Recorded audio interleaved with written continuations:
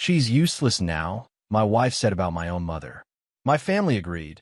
Dump her somewhere and forget she exists. They expected me to abandon her without hesitation. I didn't. I made a choice they hated.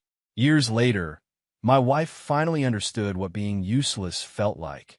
But before I begin, please like and subscribe to the channel. And we'd love to hear which part of the world are you joining us from. Let us know. Now, let's dive into today's story. The knife scraped against the roast, a sound that cut through the silence more sharply than Ethan Holloway intended.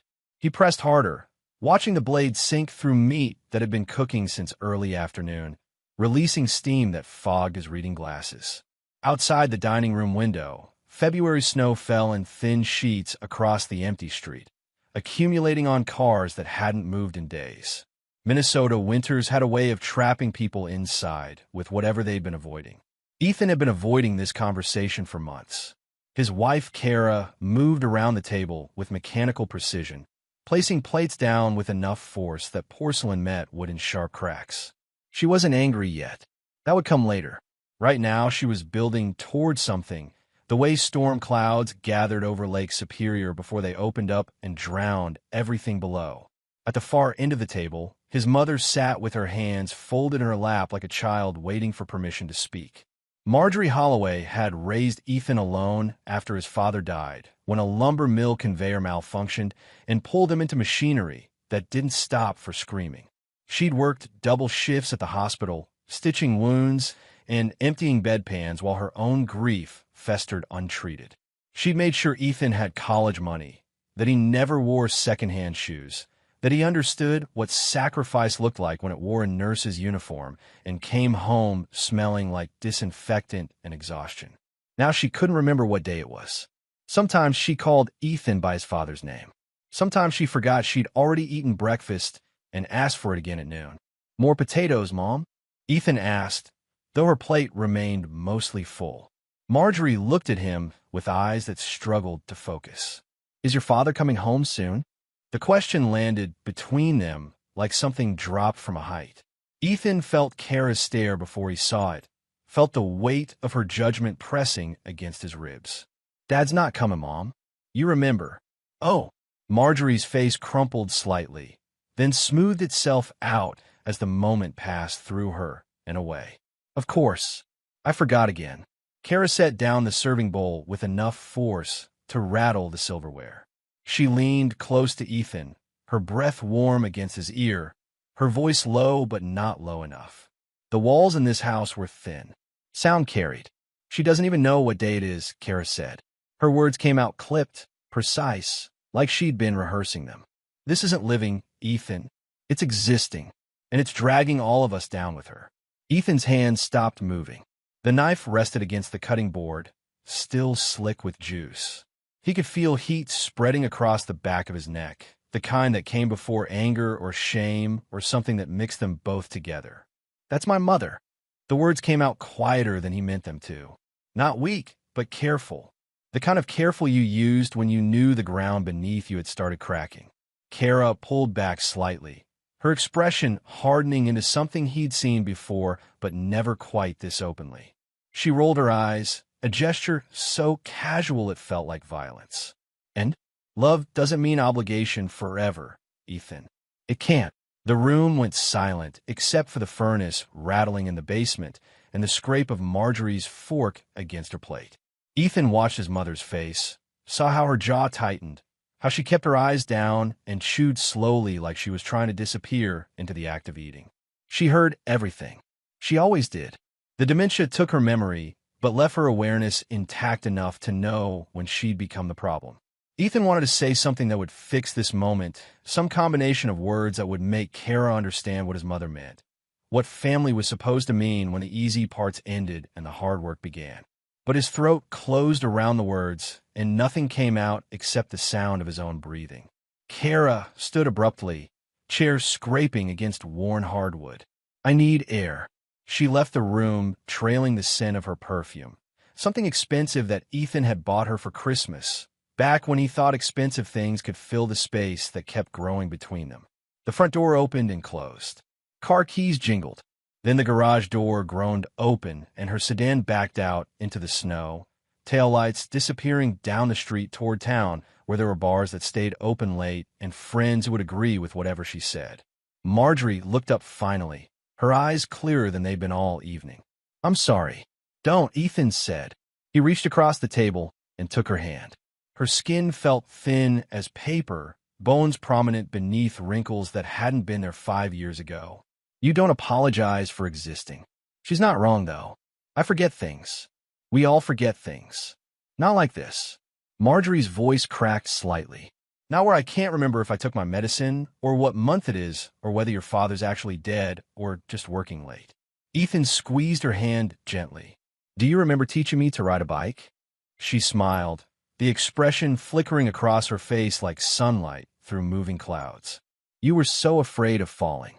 You ran beside me for 3 hours until your knees gave out." "Someone had to." "Yeah," Ethan said. "Someone did."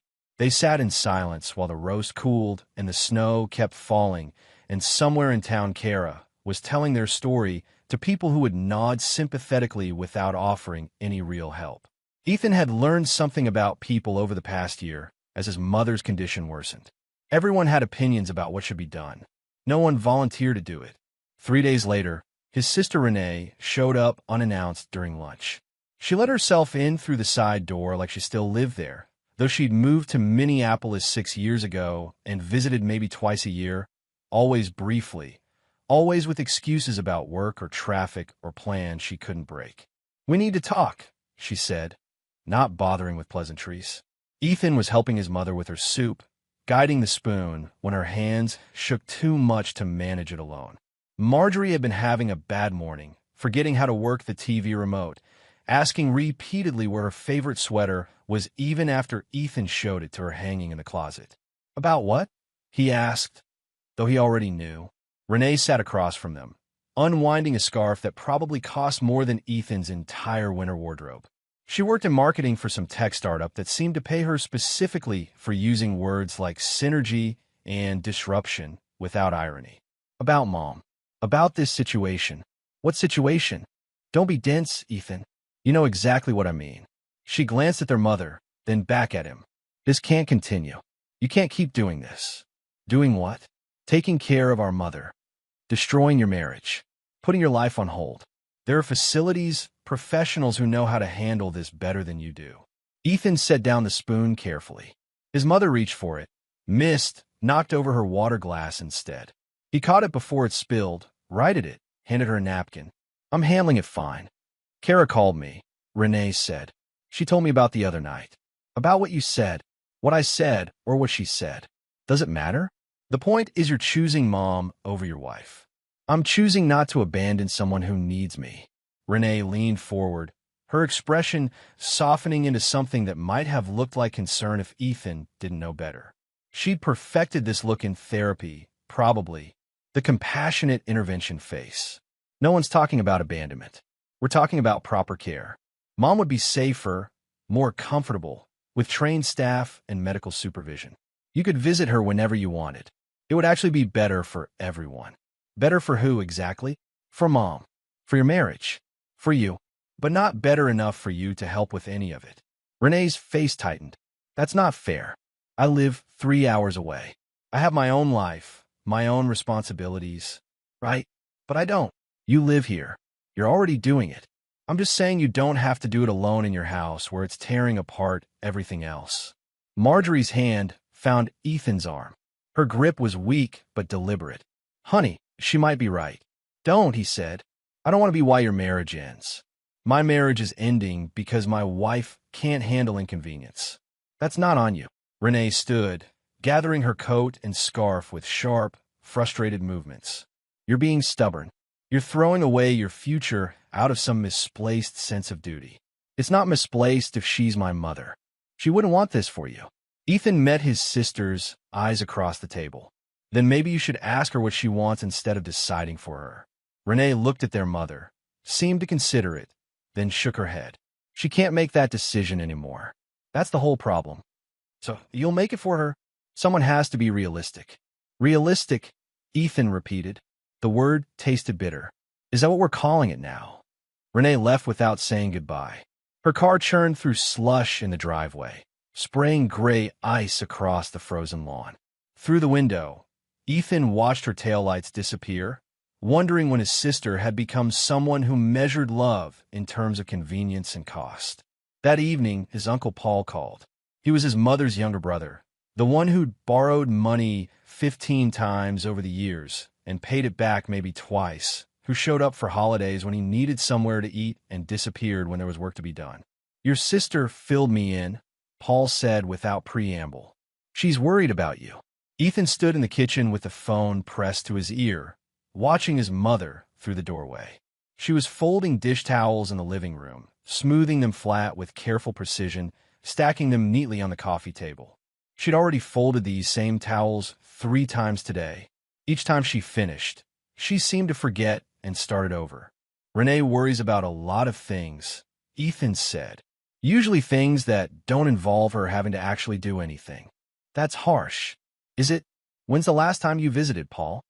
Silence on the line. Then, "I've been busy. Everyone's busy." Funny how that works. "Look, I'm not the enemy here. I'm just saying what everyone's thinking. Marjorie wouldn't want to be a burden. You've done more than anyone could ask. But there comes a point where you have to think about yourself." "I'm thinking about myself. I'm thinking about being able to look at myself in 20 years. This self-righteous thing doesn't suit you, Ethan. Neither does abandoning family. But apparently that's becoming popular." Paul's voice hardened.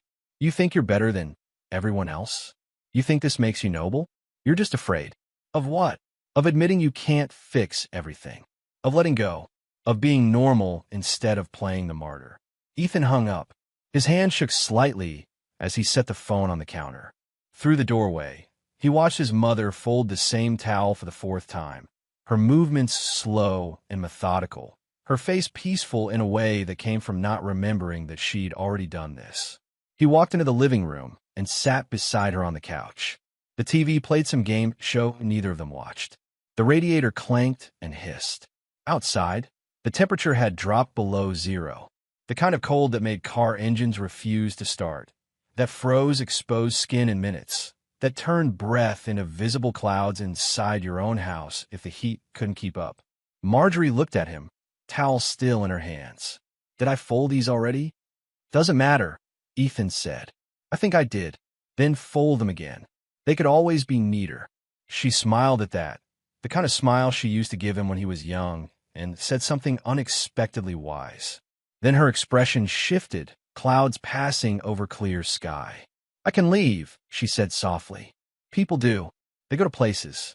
Nice places with gardens and nurses. I could go somewhere like that." Ethan's chest tightened. "You don't want that." "No, but maybe you do." "I don't. Your wife does. Kara wants a lot of things. That doesn't mean I have to give them to her." Marjorie set the towel down, smoothing it one more time with hands that trembled slightly. "When your father died, I had people tell me to move on. Find someone new. Stop being sad. Like grief was something you could schedule and finish." She paused, looking at a photograph on the wall. Ethan's father, young and smiling, standing beside a truck he'd been so proud of.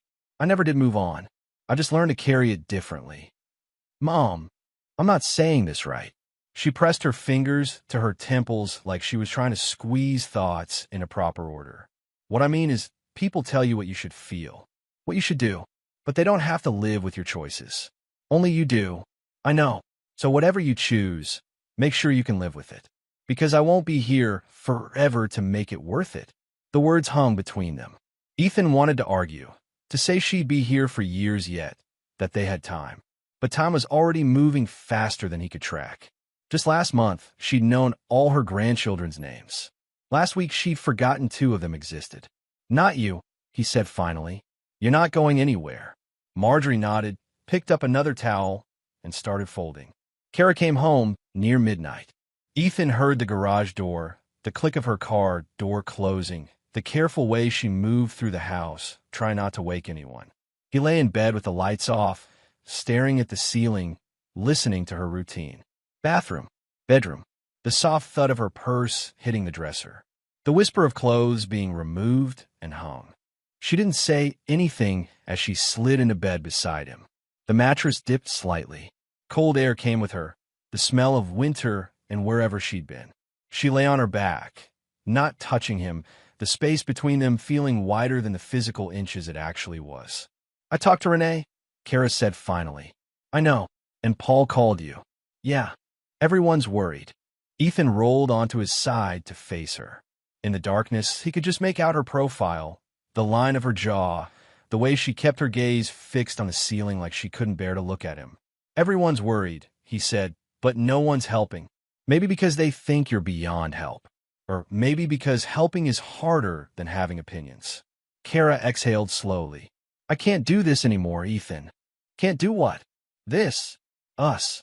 Living like we're on pause, waiting for something that's never going to change. She's my mother." "I know. You keep saying that like it explains everything. Like it justifies everything." Her voice stayed level, controlled. This was how Kara got when she'd made up her mind. Not loud, not emotional, just coldly certain. "But I need you to understand something. I didn't sign up for this. I married you, not your entire family's problems." "She's not a problem. She's a person. She's a person who requires constant care, who will require more care, who will eventually require everything until there's nothing left of you to give." Kara turned toward him finally. "And I won't watch that happen. No one's asking you to watch. I'm asking you to help. I can't help with something I fundamentally disagree with. You disagree with taking care of family? I disagree with sacrificing your whole life for someone who won't even remember you did it." The words landed like a slap. Ethan sat up, swung his legs out of bed, planted his feet on cold hardwood. His hands gripped the edge of the mattress. "She remembers enough," he said. "For now. Next year? 3 years from now? How far are you willing to go with this?" "As far as I need to. Even if it costs us." He turned to look at her. She'd propped herself up on one elbow, her face half in shadow, half catching ambient light from the street. Beautiful still. He'd fallen in love with her because she was decisive, because she knew what she wanted and went after it without apology. Now, that same quality felt like a weapon turned toward everything he valued. "Maybe we were always going to cost each other," he said. "Maybe this just forced us to figure out what the price was." Kara sat up fully. "Don't do that. Don't make this philosophical. I'm telling you exactly what I need. Space.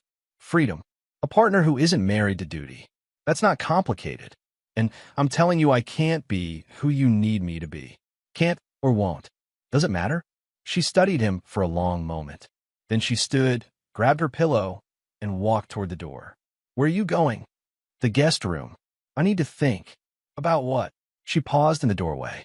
"About whether I can live like this. And if the answer is no, what comes next?" She left. The door closed with a soft click that somehow sounded final. A week passed, then another. Kara moved through the house like a ghost.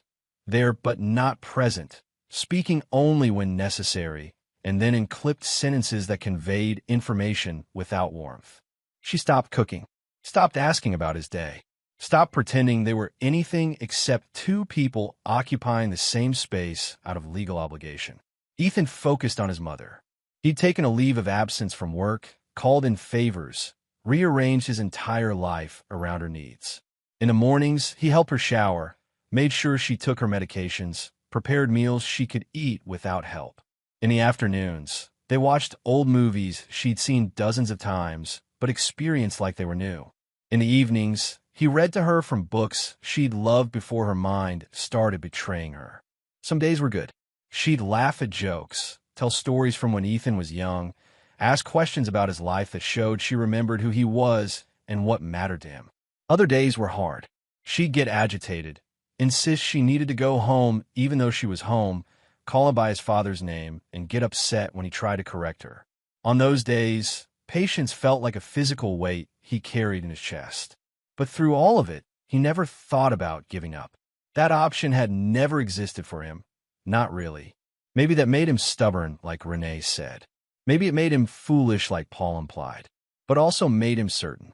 And certainty, even when it came with cost, was better than the alternative. On a Thursday evening in early March, Kara came into the living room where Ethan sat with his mother. She dressed carefully, makeup applied, hair styled. Going out clothes, not staying in ones. "We need to talk," she said. Marjorie looked up from the puzzle she'd been working, pieces scattered across the coffee table in no particular order. I can go to my room. Stay, Ethan said. Then to Kara, talk. Kara glanced at his mother, then back to him. Her jaw tightened. Fine, I'll say it here. She crossed her arms, standing in the doorway like she needed the barrier. I won't live like this. I've tried. I've been patient. But I married a partner, not a caretaker, and I refuse to spend the next however many years being second place to duty. Ethan didn't stand, didn't move. He kept his voice level. So what are you saying? I'm saying choose. Her or me. Your mother or your marriage. That's not a choice. That's an ultimatum. Call it whatever you want. I need to know where I stand. You stand exactly where you put yourself. No one forced this. Kara's face hardened. If you keep her here, I'll go. That's not a threat. That's a fact. Ethan met her eyes. He thought about the years they'd been together, the moments that had seemed important at the time, but now felt distant and small. He thought about the promises they'd made, the ones about sickness and health, better and worse. Those words were supposed to mean something when things got difficult. Apparently, they had conditions. Then you should go, he said. The room went silent. Even the radiator seemed to stop its hissing. Kara stared at him, eyes widening slightly. She'd expected him to fold. She'd been so certain her ultimatum would work. What? You heard me. If that's what you need, leave. I'm not stopping you. You're choosing her.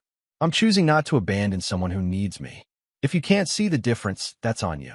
Kara's face went through several expressions, shock giving way to anger, then something that might have been hurt if Ethan still trusted her enough to believe it. You'll regret this. Maybe, but I'll regret it alone, which is better than regretting it while looking at you every day knowing what you are. And what am I? Someone who only stays when it's convenient. Her hand tightened around her purse strap. Fine, I'll go pack. Take your time. She turned without another word and left. Footsteps on the stairs. Drawers opening and closing. The sound of a suitcase being dragged from the closet. Through it all, Ethan sat with his mother, helping her fit puzzle pieces together, even though the image they formed didn't matter. Marjorie's hand found his. I'm sorry. Don't be. She loved you once. Maybe, but love without backbone isn't worth much. His mother squeezed his hand gently. Your father will be proud. Ethan didn't trust himself to respond to that.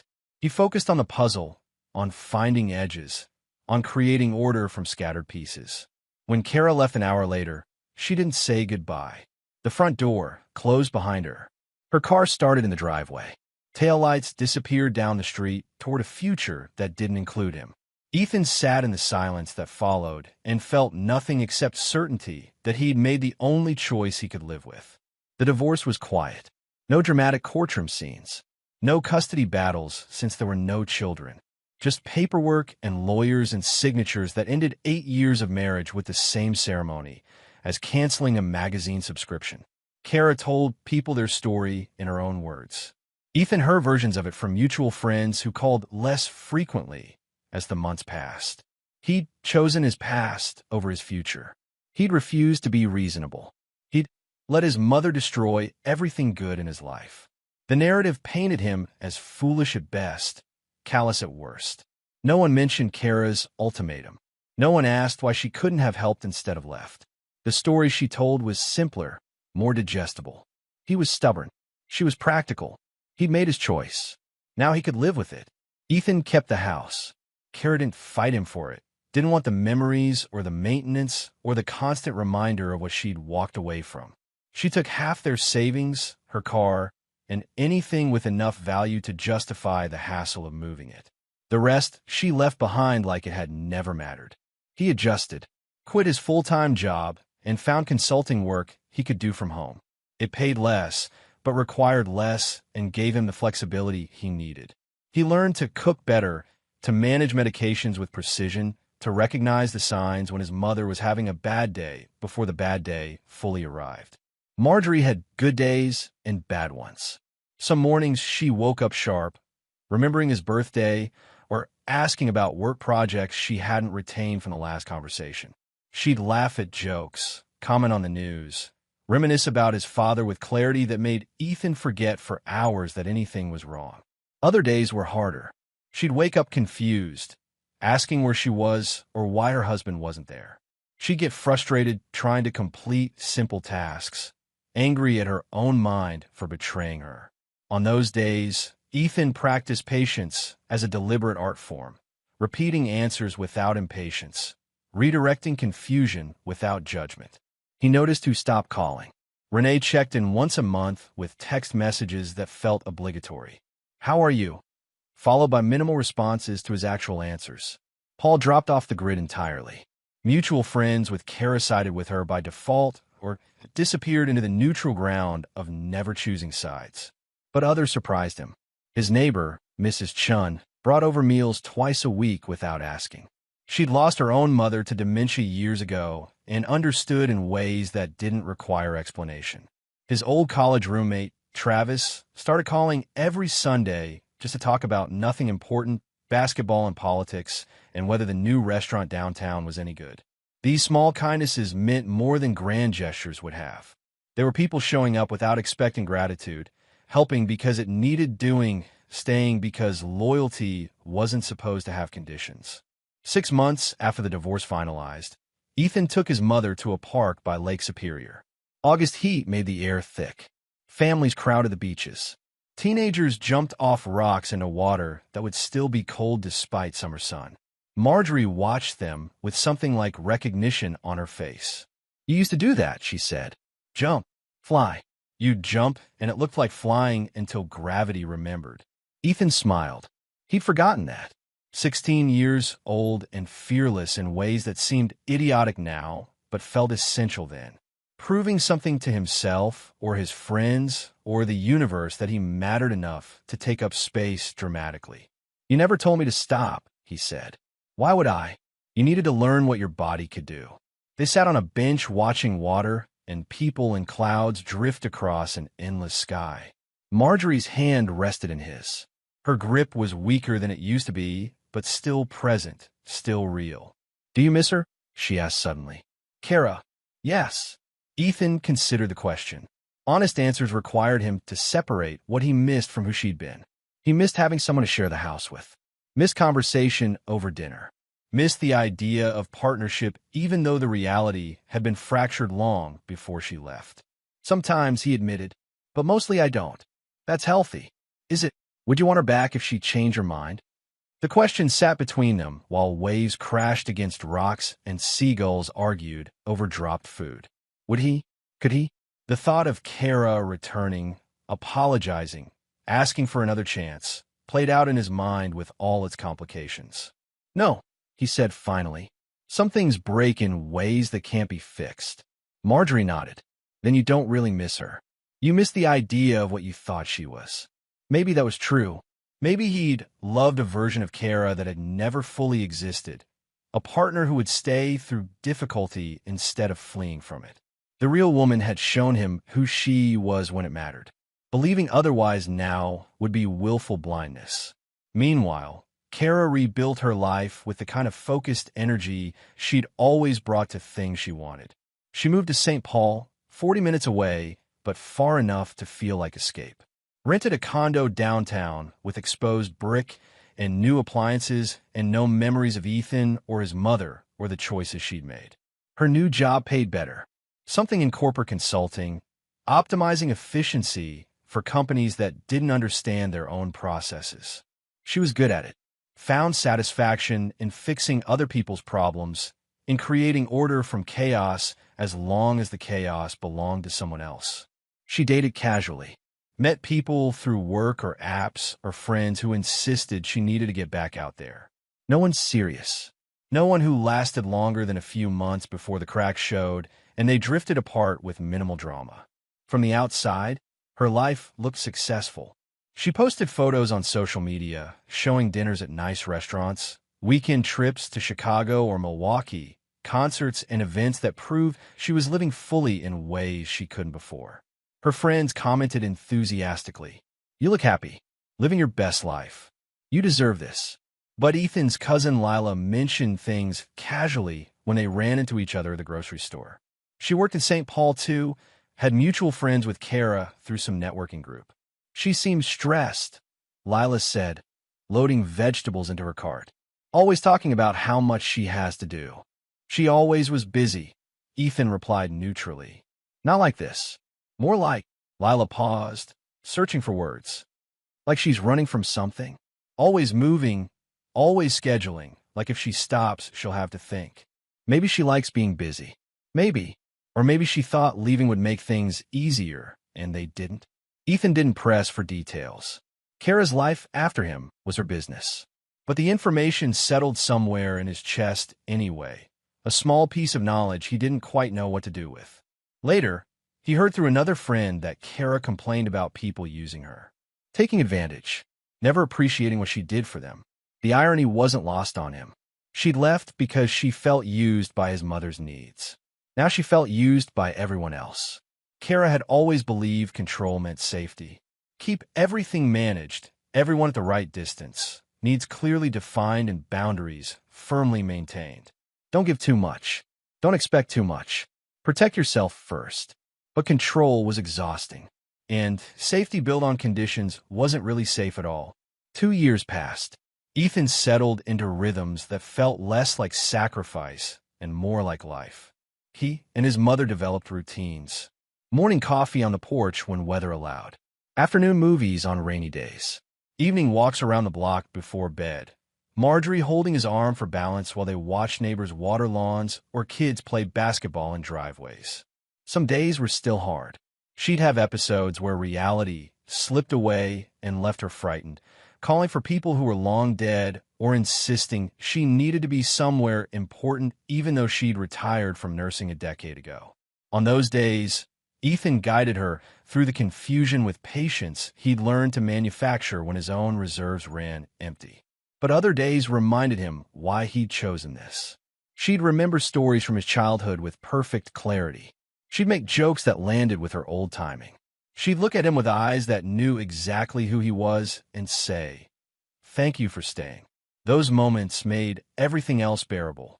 In March of the second year, news reached him through Renee. Kara's father had suffered a stroke, severe enough to leave him partially paralyzed, unable to live alone, needing constant supervision. "She's taking him in," Renee said over the phone, moving him into her condo. Ethan absorbed this information silently. He'd met Kara's father a few times, a retired accountant with a dry sense of humor and firm opinions about politics. Nice enough man. Not particularly close with his daughter, but present in her life in the way many fathers were, providing advice when asked and judgment when not. "That'll be hard," Ethan said. "Yeah, she called me asking for advice on caregivers and medical equipment. I told her you'd be the one to ask, but she didn't want to talk to you. Not surprising. The thing is..." Renee hesitated. She sounded overwhelmed, like she didn't understand what she'd agreed to. "She'll figure it out." "Will she?" Ethan didn't answer. Kara would either rise to the challenge or she wouldn't. Either way, it wasn't his problem anymore. 3 weeks later, his phone rang late at night. Unknown number. He almost didn't answer, but something made him pick up. "Ethan." Her voice carried exhaustion he recognized immediately. The particular weariness that came from endless days of caregiving with no end in sight. "Kara, I don't know, advice maybe?" He sat up in bed, turned on the lamp, rubbed his eyes. "About what?" "My dad. He won't listen to anything I say. He keeps getting angry about everything. His medicine, his food, everything. He asks the same questions over and over, and I answer them, and 5 minutes later he asks again." Her voice cracked slightly. "I didn't sign up for this." The words echoed between them. "I didn't sign up for this." The same phrase she'd used about his mother. The same justification for leaving. Ethan let the silence stretch.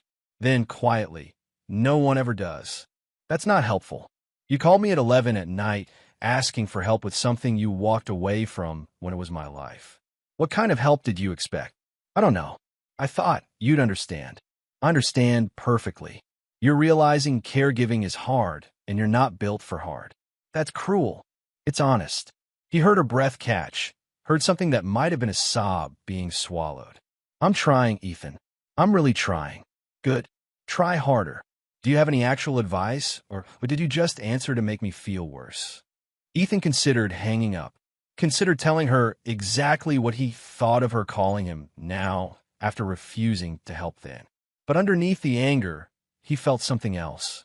Not forgiveness, but maybe the kind of tired sympathy that came from knowing how hard this road was. Get respite care, he said. Find someone to come in a few hours a day so you can breathe. Join a support group. Other people dealing with this will help more than advice from me. Okay.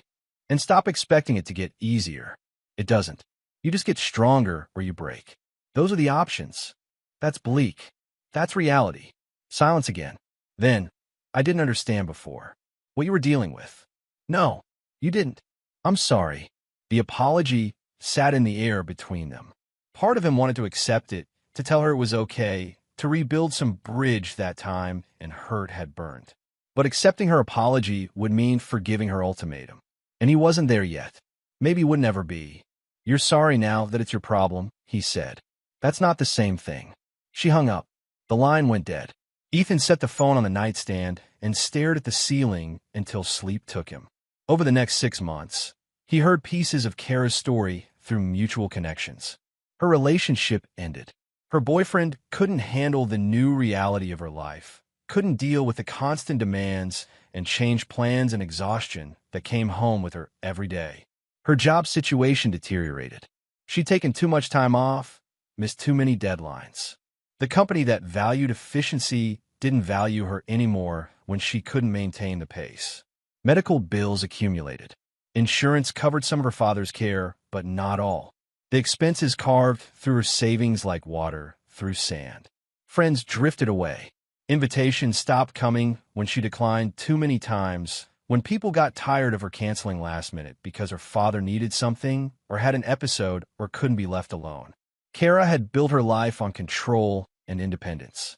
Now, she was learning what Ethan had already known. Sometimes life took those things away. Sometimes you had to choose between what you wanted and what was right. And sometimes those choices cost everything. One afternoon in October, Mrs. Chun mentioned seeing Kara at a clinic downtown. She looked tired, Mrs. Chun said while dropping off a casserole. The kind of tired that lives in your bones. Ethan thanked her for the food and didn't ask for more details. Whatever Kara was going through, she'd chosen to go through it alone. That was her right, just as it had been his right to stay and hers to leave. But sometimes, when he helped his mother get ready for bed or listened to her tell the same story for the 5th time that week, he thought about Kara struggling with the same things. He didn't feel satisfaction in her difficulty, just a quiet recognition that the universe had a way of teaching people lessons they'd refused to learn the first time. Karma didn't need to be dramatic. It just needed to be consistent. The 3rd winter came hard and early. November's snow fell for 3 days straight, turning the world outside into white silence. Ethan kept the house warm, kept his mother comfortable, kept their routines steady even as the weather outside made everything more difficult.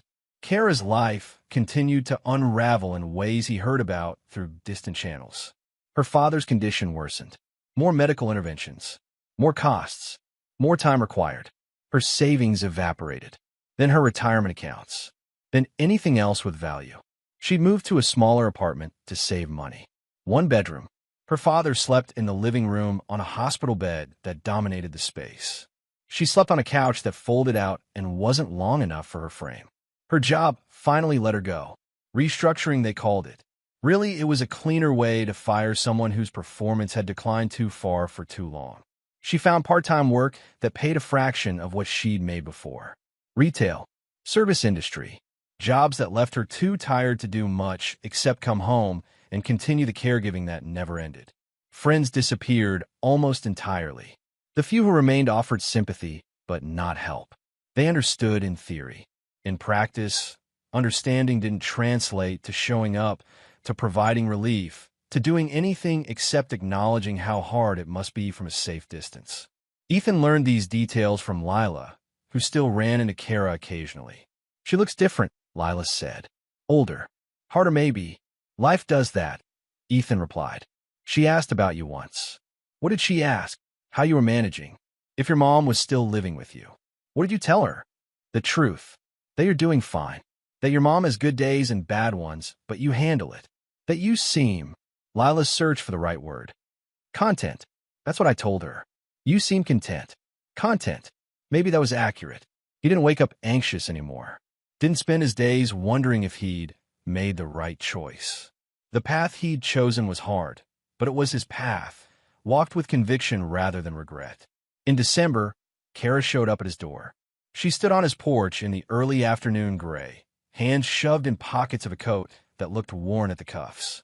Her car sat at the curb, older model with rust eating through the wheel wells.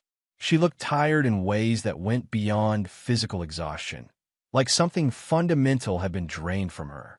Ethan opened the door, but didn't invite her in. Kara, I was nearby, she said, which they both knew was a lie. No one was just nearby his neighborhood. You came here deliberately or not at all? Okay. Can we talk? About what? I don't know. Life? I needed to see you. Ethan studied her face. The years had added lines around her eyes. Her hair showed gray she hadn't bothered to cover. Her expression carried something between vulnerability and desperation that made him uncomfortable in its nakedness. I'm busy, he said. Please, just a few minutes. He considered refusing. The last time they'd spoken, she'd hung up on him. Before that, she'd walked away from everything. She'd made her choices. She'd lived with the consequences. He didn't know her anything, but there was something in how she stood there, slightly hunched against cold that wasn't that severe, looking smaller than he remembered. Not weak exactly, but worn down in ways he recognized because he'd felt the same wearing down every day for 3 years now. Wait here, he said. He closed the door and went to check on his mother. She was napping in her room, breathing even and peaceful. He left a note on the kitchen table in case she woke up. Gone outside. Back soon. Love you. Then he grabbed his coat and stepped onto the porch, pulling the door shut behind him. Kara had moved to the porch swing, sitting with her hands clasped between her knees. She looked up when he emerged. You didn't have to come out, she said. We could have gone inside. No, we couldn't. She nodded, accepting this. How is she? Some days good. Some days hard. Same as always. And you? I'm fine. Liar. Ethan almost smiled at that. Maybe, but I'm fine with how I'm not fine, which amounts to the same thing. Kara looked at the street, at houses that had been there for decades, at neighbors who'd watched Ethan grow up and now watched him take care of his mother without judgment or suggestion. The kind of community that didn't exist in cities where Kara had chosen to live, where anonymity felt like freedom until it became isolation. I saw her, Kara said quietly. Your mom. Through the window before you answered. She was sitting in the chair by the window. She looked peaceful. She is peaceful. How do you do it? Do what? Keep going. Keep caring. Keep. She trailed off, struggling for words. Keeping patient when everything is so hard. Ethan sat on the porch railing, keeping distance between them. Cold seeped through his jeans, but he didn't move. You don't keep being patient, he said. You practice patience every day until it becomes habit. Some days you fail. Some days you succeed. Eventually the ratio shifts enough that it feels natural. It doesn't feel natural to me because you're fighting it instead of accepting it. I didn't choose this. Your dad didn't choose to have a stroke.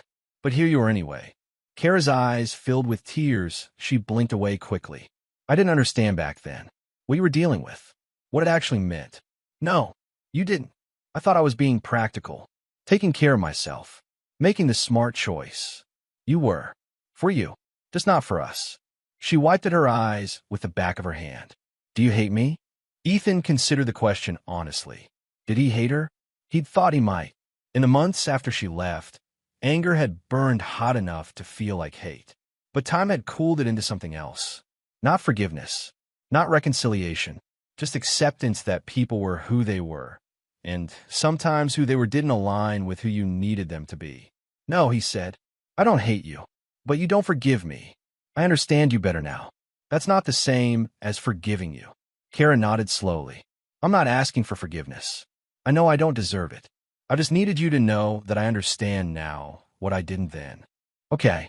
That's it? Just okay. What do you want from me, Kara? Validation? Absolution? A free pass because your life got hard and now you see what you couldn't before. I want. She paused, looking at him with eyes that held something like desperation. I want you to say it was okay that I left. that I made the right choice for me, even if it was the wrong choice for us. Ethan shook his head. I can't give you that. Why not?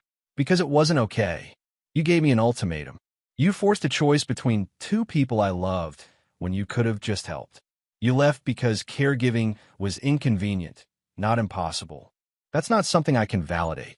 But you understand now that I was overwhelmed. Understanding why you did something doesn't make it right. Kara stood abruptly. So what? You're just going to hold this over me forever? Never let me move past it? I'm not holding anything over you.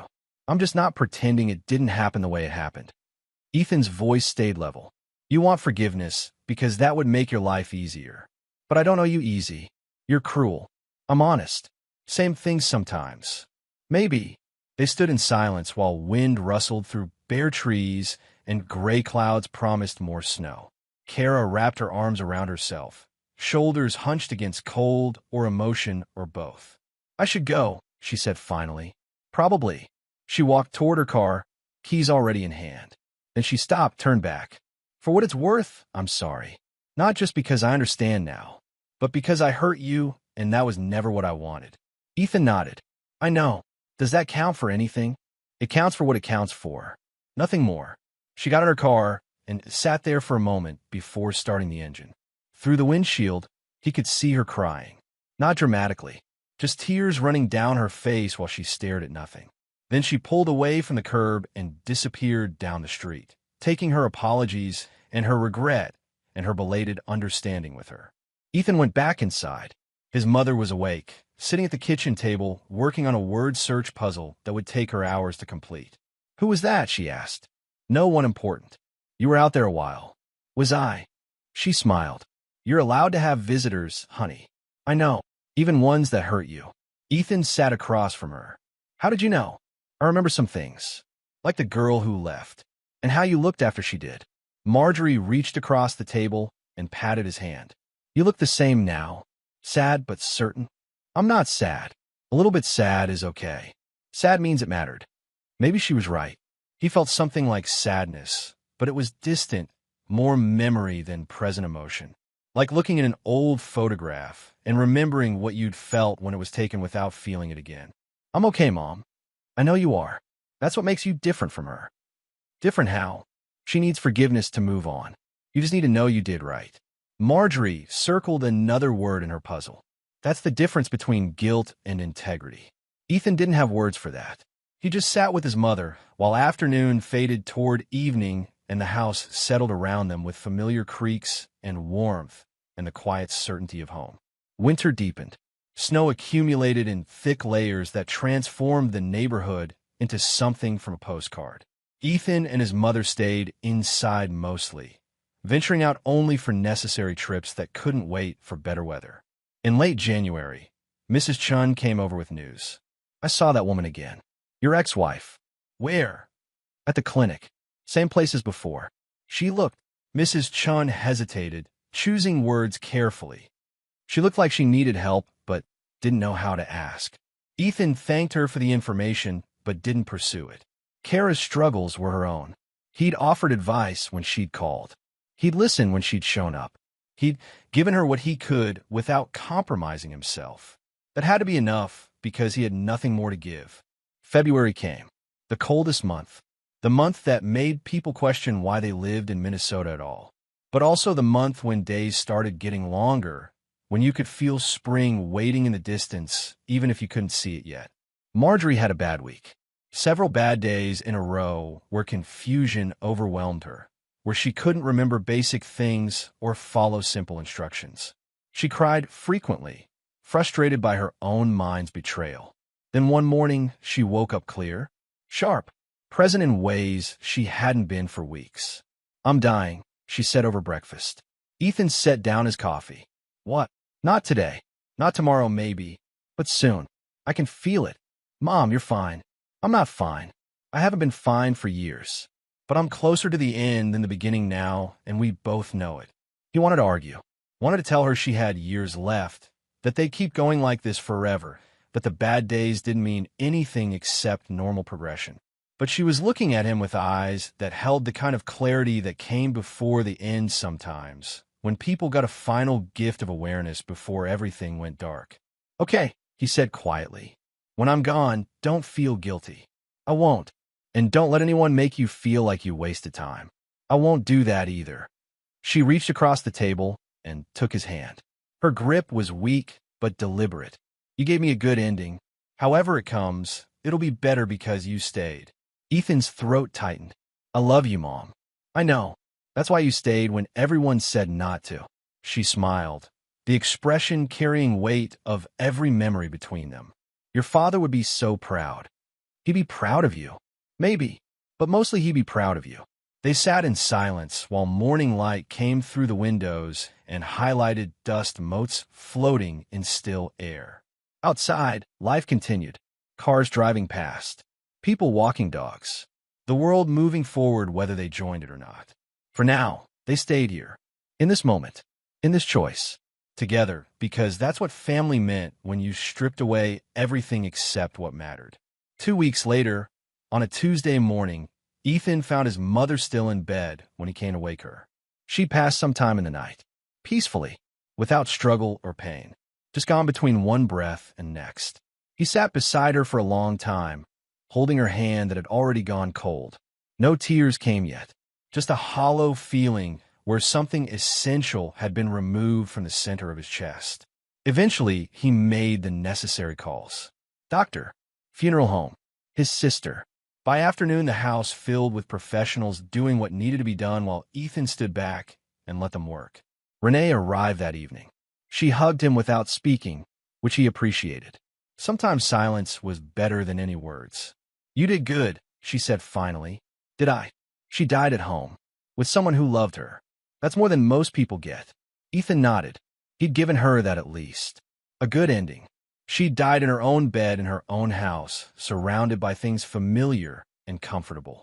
Not in some facility with strangers and harsh lights and the smell of industrial cleaner. The funeral was small. Ethan had invited people, but didn't pressure anyone to come. His mother had outlived most of her generation. The friends who remained were scattered or dealing with their own declining health. But some came. Neighbors. A few of his mother's former co-workers. Mrs. Chun and her family. Travis drove up from the cities. Uncle Paul showed up surprisingly, standing in the back like he wasn't sure he deserved to be closer. And Kara came. Ethan noticed her when he turned from receiving condolences.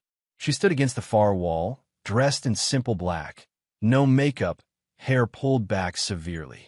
She looked thinner than when he'd seen her last. Tired in ways that went deeper than physical exhaustion. Their eyes met briefly. She nodded once. He nodded back. Then she looked away, and he returned his attention to the service.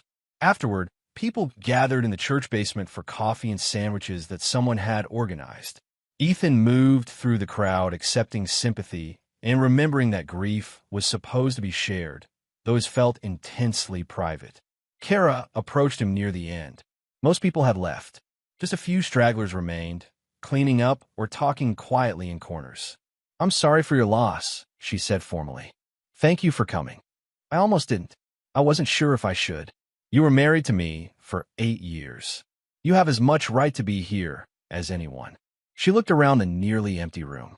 Not many people came. She outlived most of her friends. The ones left are too old or sick to travel. Still, she deserved more. She had what mattered. Family who stayed. That's more than enough. Kara flinched slightly at the emphasis. How are you holding up? I'm fine. Liar. Maybe, but I'm fine with how I'm not fine. She smiled sadly at the repeated phrase. You said that before. It's still true. They stood in awkward silence. Kara looked like she wanted to say something else, her mouth opening then closing several times. Just say it, Ethan said. My father died 2 weeks ago. The news hit him with unexpected force. I'm sorry. Don't be. He was suffering. It was better this way. She looked at her hands, at fingers that had lost rings sometime in the past months. I spent 10 months taking care of him. Every day, wondering how you did it for years. You do it or you don't. There's no secret, but you never seemed to resent it. I did sometimes. I just didn't let the resentment win. Kara nodded slowly. I resented it constantly. Every day. Every moment. I loved him, but I hated what I was doing. She looked up finally. That makes me a terrible person, doesn't it? It makes you human. You're being generous. I'm being honest. Caregiving is hard. Resentment is natural. The question is what you do with it. I let it eat me alive. I let it destroy everything until there was nothing left except duty I couldn't escape from. She blinked away tears. I became exactly what I was afraid of becoming. Ethan studied her face. She looked broken in ways that wouldn't heal quickly or easily. But she also looked clearer, like suffering had burned away pretense and left something more honest behind. What will you do now? He asked. I don't know. Start over somehow. Figure out who I am when I'm not taking care of someone or running away from responsibility. She met his eyes. I want to ask you to forgive me again. I know you can't, but I want you to know I understand now what I didn't then. I know. You told me. But now I really understand. It's different when you live through it versus when you're just saying you understand. Ethan nodded. Yeah, it is. Do you regret it? Staying with her instead of me. The question hung between them. Did he regret it? He'd sacrificed his marriage, his social life, his career trajectory, 3 years of relative youth and health. He'd chosen a difficult path when easier ones existed.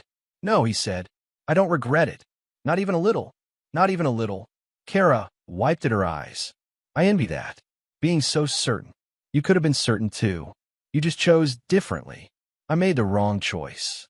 You made your choice. Whether it was right or wrong depends on what you were choosing for. Ethan glanced around the nearly empty room.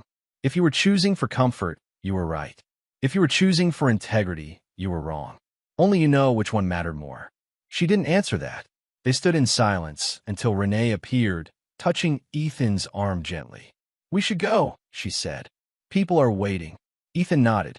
Then to Kara, take care of yourself. You too. She left without further words, walking out into late afternoon gray that matched the color of everything that week. Ethan watched her go and felt something close to pity, but not quite. More like recognition. She learned hard lessons the hard way. Maybe that would make her better going forward. Maybe it wouldn't. Either way, it wasn't his concern anymore.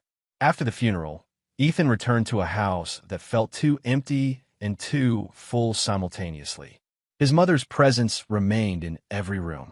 Her chair by the window, her puzzle books on the side table, the smell of her soap in the bathroom, the sounds that no longer happened, her footsteps, her voice, the particular way she hummed when she was content. People told him time would make it easier. He didn't believe them. Time would just put distance between now and when she'd been alive. The loss would stay the same size. He'd just get used to carrying it. He spent the next week organizing her things, donating clothes, sorting through papers, deciding what to keep and what to let go. Each item held memories that made the task slower than it should have been. One evening, sitting in her empty room with boxes half-packed around him, Ethan thought about the past 3 years. The choices he'd made, the cost he'd paid, the marriage he'd lost, and the parent he'd kept until she was gone. He didn't regret it. That remained true. But he felt something complicated about it all. Not happiness exactly. Not sadness completely. Something in between. A recognition that life had given him a test, and he'd passed, but passing had required him to lose things he'd valued. His phone rang. Travis, calling to check in. You okay? Travis asked. Define okay. Fair point. You eaten today? Probably. That's not yes. I'm coming over with food. You don't have to. I know. I'm doing it anyway. Travis showed up an hour later with pizza and beer and the kind of friendship that didn't require explanation. They ate and talked about nothing important and everything that mattered. Sports, weather, stupid movies they'd seen, life that continued despite loss. You did the right thing, Travis said eventually. People keep saying that. Because it's true. You could have put her in a home. Could have let other people handle it. You didn't. Other people wouldn't have done it right. Or you just couldn't imagine not doing it yourself. Ethan considered that. Maybe Travis was right. Maybe he'd stayed because walking away wasn't in his nature, because duty ran deeper than convenience, because family meant something that couldn't be measured in cost-benefit analysis. Kara came to the funeral. Ethan said, Yeah? What did she want? Understanding maybe. Absolution probably. You give it to her. No. Travis nodded approvingly. Good. Some things you don't forgive. You think I'm being petty? I think you're being consistent. She left when things got hard. You stayed. That difference matters. They finished the pizza and most of the beer and talked until late. When Travis finally left, Ethan felt marginally better. Not fixed, but less alone with his thoughts. Spring came slowly to Minnesota. Snow melted in stages, revealing dead grass and accumulated debris from winter. Trees budded hesitantly. Birds returned with cautious optimism. Ethan continued his life. He went back to work full-time, started running again, reconnected with people he'd put on hold during the caregiving years, rebuilt routines that didn't center around his mother's needs. The house felt strange without her. Too quiet, too empty. He considered moving, starting fresh somewhere without memories built into every room. But he couldn't quite bring himself to leave. Not yet. One April afternoon, he ran into Kara at a coffee shop. She looked different again. Better maybe. Less worn down. She'd cut her hair short, worn clothes that fit better than the threadbare things she'd had on at the funeral. "Ethan," she said, surprised. "Kara, how are you? Getting by." "You." "Same." They stood in awkward silence while the barista called out orders and other customers moved around them. Finally, Kara gestured to a table. "Do you have time to sit?" He did, though he wasn't sure why he agreed. They sat across from each other like strangers, which essentially they were now. 3 years had passed since she'd left. 3 years that had changed both of them in ways that couldn't be undone. "I'm moving," she said. "Back to Minneapolis. Fresh start." "That's good." "Yeah. New job. Better pay. Small apartment, but it's mine. You'll do well." "Maybe." She stirred her coffee absently. "I've been going to therapy." "Good." "Working through guilt, mostly, and regret, and figuring out who I am when I'm not defined by what I'm running from." Ethan nodded, but didn't speak. This felt like confession, and he wasn't qualified to absolve her. "I still think about you sometimes," she continued. "About us. About what I gave up. Kara, I'm not asking for anything. I just want you to know that I know. I threw away something good because I was scared and selfish and couldn't see past my own needs. You already said this, but this time I'm saying it without expecting you to make me feel better about it." She met his eyes. "I hurt you. I left when you needed me. That was wrong. And I'm sorry. Not because I want forgiveness. Just because you deserve to hear it said without conditions." Ethan sat back in his chair.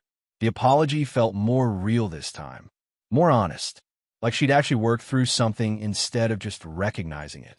"Okay," he said. "Okay. I hear you. I accept that you're sorry. That's all I can give you. That's enough." They sat for a while longer, making small talk that felt less awkward as minutes passed. She told him about her new job. He told her about going back to work full-time. They touched on shared memories carefully, testing whether those ground were safe to walk on.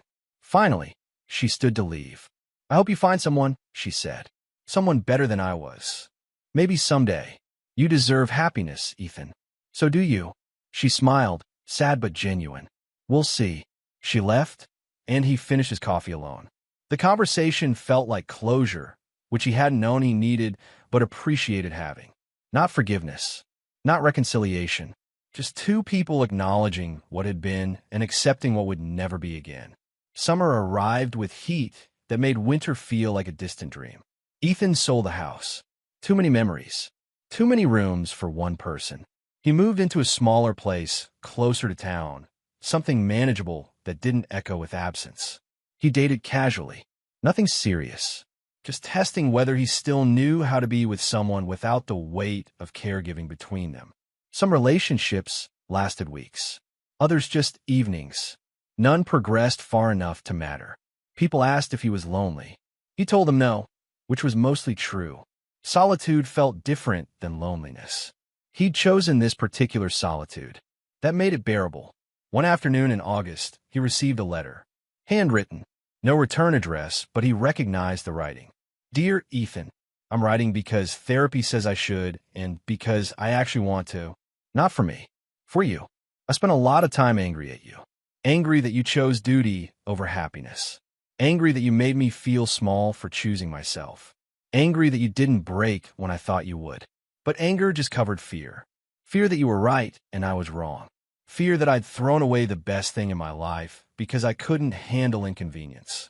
Fear that years from now, I'd look back and see this as the moment I became someone I didn't recognize. All of that turned out to be true. I did throw away something good. I did choose wrong.